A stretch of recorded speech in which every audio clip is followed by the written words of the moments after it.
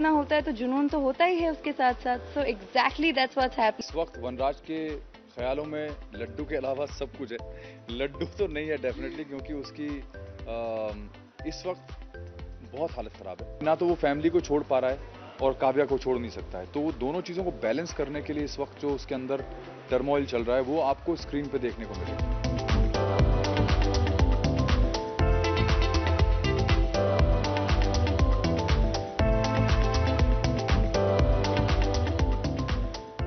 मैं इसका क्रेडिट ना अपने राइटर्स को देना चाहता हूँ. वो लोग इतना खूबसूरती से पूरी कहानी लिख रहे हैं. एब्सोल्युटली. इतना ब्यूटीफुली वो लोग लिख रहे हैं. ड्रामा के हर एपिसोड में हमारा ड्रामा और ज्यादा बेहतर होता जा रहा है. हमारा फैमिली ड्रामा जो ऑलमोस्ट थ्रिलर बनता जा रहा है in terms of the kind of excitement and anxiousness that it's creating amongst the audience.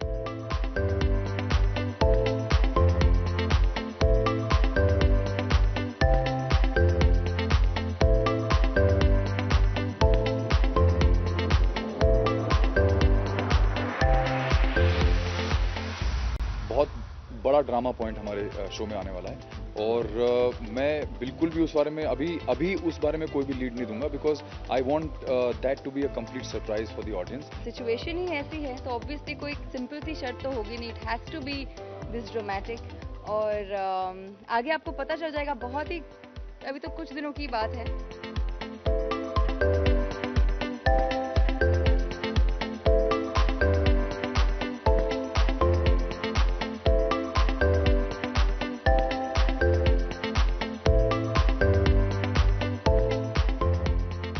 वनराज और अनुपमा की 25th एनिवर्सरी सेलिब्रेट हो रही है शादी की, यानी सिल्वर जुबली. लेकिन कोई है जिसके मतलब दिल पर सांप लौट रहे हैं, मुझे ऐसा लग रहा है. क्या हो रहा है काव्या? मतलब मुझे ऐसा लग रहा है कि जितनी लाल साड़ी पहनी है उतना ही गुस्से से लाल चेहरा होने वाला है.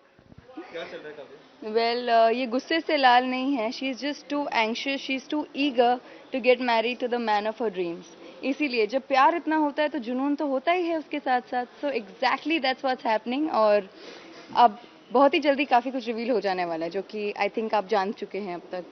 अच्छा, 25वीं सालगिरह तो आप मतलब अनुपमा के साथ सेलिब्रेट कर रहे हैं, लेकिन शादी काव्या के साथ भी करने वाले हैं.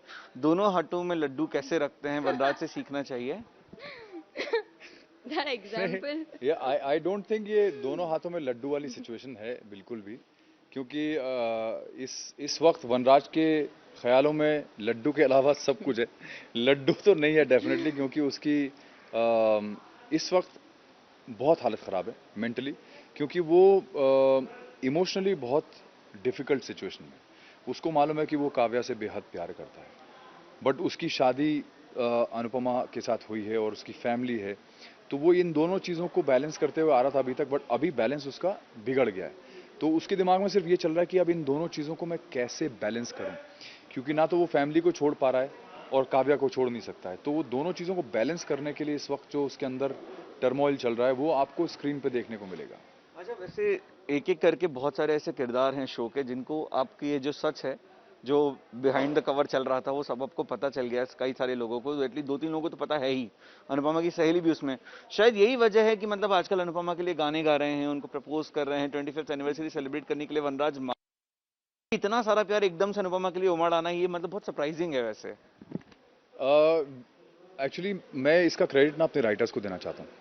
वो लोग इतना खूबसूरती से पूरी कहानी लिख रहे हैं. एब्सोल्युटली. इतना ब्यूटीफुली वो लोग लिख रहे हैं. ड्रामा के हर एपिसोड में हमारा ड्रामा और ज्यादा बेहतर होता जा रहा है. और इतना जैसे बोलते हैं ना, edge of the seat drama है वो. ये हमारा फैमिली ड्रामा जो ऑलमोस्ट थ्रिलर बनता जा रहा है in terms of the kind of excitement and anxiousness that it's creating amongst the audience. Because ये जो है जो सुंदर सी लड़की है, ये इसने जो धमकी दी है वनराज को, वहाँ पे इसका रूप बिल्कुल बदल जाता है. और ये कैसे वहाँ से निकलता है और फिर घर पे आके ये अपना अलग रूप वनराज दिखाता है एकदम. Because he wants to keep this under control and safe, he has to put up a complete act in front of Anupama and the family, especially Anupama. तो वो इस समय अपनी उसकी जो पर्सनल लाइफ है वो इससे ज़्यादा बिगड़ नहीं सकती. तो वो उस पर्सनल लाइफ को बहुत ही केयरफुली और बहुत ही डिटर्मिनेशन के साथ संभालने की कोशिश कर रहा है। कितना संभलेगा ये हमारे राइटर्स आपको बहुत जल्दी बता देंगे। लेकिन इन्होंने जो शर्त रखी है कि मतलब शादी पहले इनसे होगी, उसके बाद अनुपमा के साथ 25वीं सालगिरह की शादी फिर से होगी, ये शर्त बहुत ज्यादा खतरनाक है वैसे वनराज, क्योंकि इन्होंने जो शर्त रखी है उसको कंप्लीट कैसे करेंगे आप? इतने सारे घर वालों के सामने, इसी घर में, उन्हीं कपड़ों में इनके साथ शादी कैसे हो पाएगी?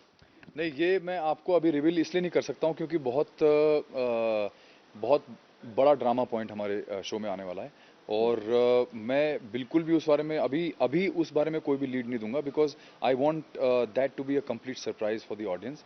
और हालांकि उसका थोड़ा हिंट प्रोमो से मिल जाएगा, but I will keep that to myself right now because I want the audience to be very surprise. जो शर्त रखी है बड़ी खतरनाक शर्त रखी है आपने। खतरनाक तो होनी चाहिए बिकॉज सिचुएशन ही ऐसी है, तो ऑब्वियसली कोई सिंपल सी शर्त तो होगी नहीं, it has to be this dramatic.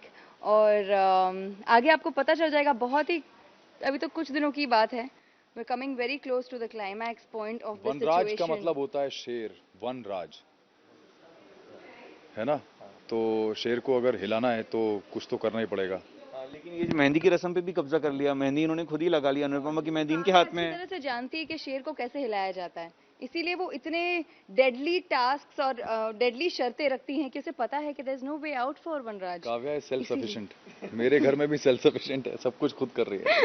Mehndi दिखा दीजिए, कौन सी मेहंदी लगाई है आपने? डिजाइन तो नहीं बन पाई लेकिन हाँ शगुन की हो गई।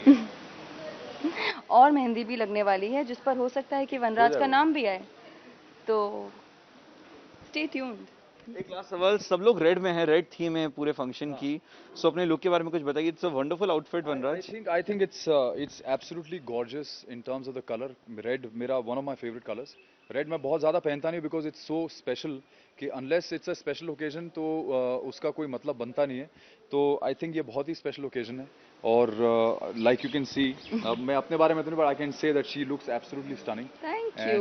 And yes, I think मदरसा का जनरली आउटफिट बहुत खूबसूरत है। Yes. Thank you. हमने कुछ अलग करने की कोशिश की है इसमें, and like red being the theme, तो इसीलिए red sari and with frills and with Thrills.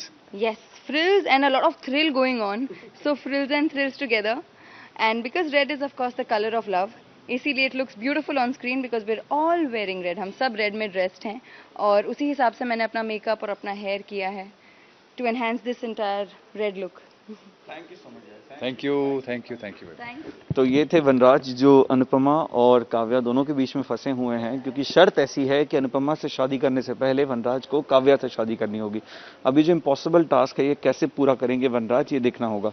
Cameraman सागर खाड़े के साथ पारस कोठारी, इंडिया टीवी, मुंबई।